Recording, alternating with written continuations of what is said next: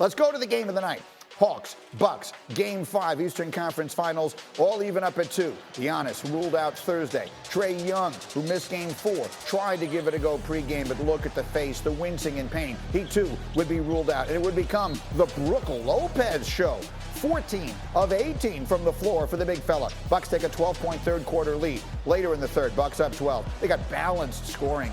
Bobby Portis knocking down a jumper. He had 22. Bucks by 13 after 3. Early fourth now. Bucks lead is 15. Chris Middleton doing his part over Cam Reddish. He had 26. Trae Young can only look on. A minute later, Bogdanovich guarded by Lopez. Get it out of here. Brook Lopez doing it at both ends. 4 blocks, 33 points for the big fella. 8 minutes to play now. Bucks up 14. That's Drew Holiday. He had 25. Bucks by 16.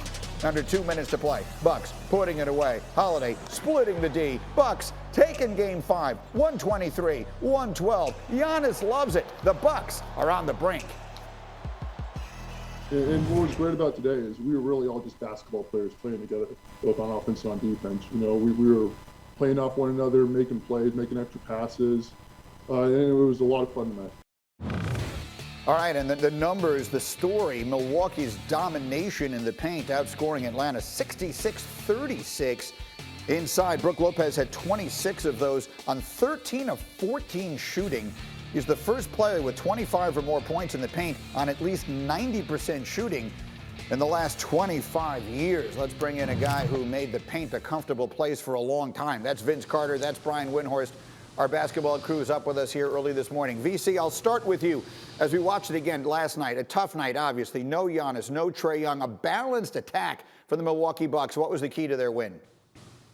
Well, I have to say the key to the win were the bigs. And I have to say my rookie, Brook Lopez. I mean, he was phenomenal. It was like a proud big brother watching him go off like that. But, I mean, I think Drew Holiday set the tone from the first play of the game on the post up to the jump hook. Chris Middleton followed, and then Bobby Portis and Brook Lopez took over and dominated in the paint. And on the defensive end, Brook Lopez with 4 blocks just controlled the game from start to finish. It was an interesting storyline, Windy, because we wondered, in the absence, each team, in the absence of the player who really makes everything else happen, what would the style be? And clearly, that's the point that Vince is making. The Bucks decided they were going to go out there and dominate physically, and they were able to do it. You know, this is such a maddening team at times. They are one of the most dominating teams in the paint you will ever see, especially against a Hawks team that has just not proven that they can do it. And early in this series, the Bucks just killed them in there. Back in Game 2, the Bucks went 24 of 28 shooting in the paint. It's one of the most dominating performances I've ever seen. They come out in Game 5 in Milwaukee, in Atlanta, or in Game 4 in Atlanta, and shoot 3-pointers all day long. And it's like, why? Why do you shoot so many 3-pointers? And so without Giannis, they didn't have a choice. They had to focus on getting the offense where they could. They had over 25 points in the paint in the first quarter of this game, back up to 66 for the game. If they play this way and attack the paint this way, I don't see how they will not win this series. But I can't guarantee what they're going to do from 1 minute to the next, much less what's left in this series. Well, and so Wendy, let's get... Yes, go ahead, VC.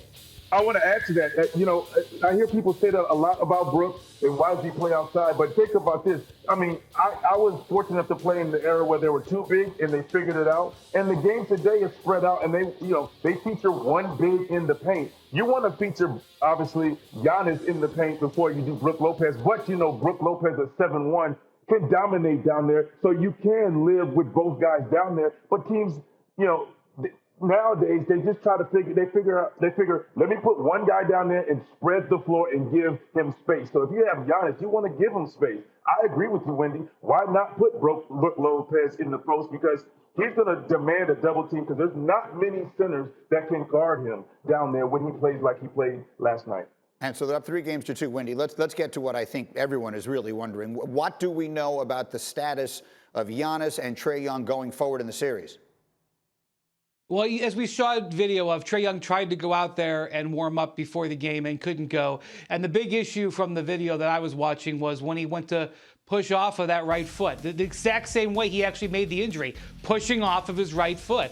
And so, look, you know that this is killing him not to play. The guy is an ultimate competitor. Not only that, he's a killer on the road. The opportunity in a 2-2 series to play Game 5, if he couldn't use that leg to push off of, he can't be effective. So there is hope that because he is improving from what I'm told, that he will be able to make it a go in Game 6. But we're just not going to know until you see how he feels. And this is not one of those things where you just stick a needle in there and play on it. You can't play without feeling. You can't play the way he plays without being able to cut both directions. It's a brutal situation for the Hawks. And with Giannis, I think the Bucks are still in euphoria land that he didn't tear ligaments in that knee and that there's a possibility he could come back later in the playoffs. But he's obviously further back on his recovery timeline than where Trae Young is. Super quick, Vincent, and we'll have much more time to talk as the morning goes on. Can the Hawks win Game 6 if Trae Young can't play?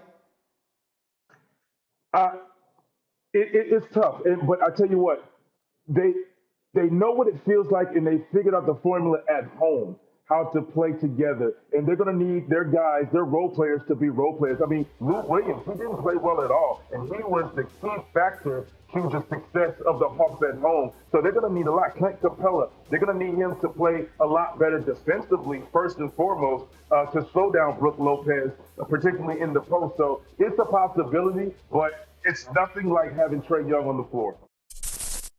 Thank you for watching ESPN on YouTube. For live streaming sports and premium content, subscribe to ESPN+.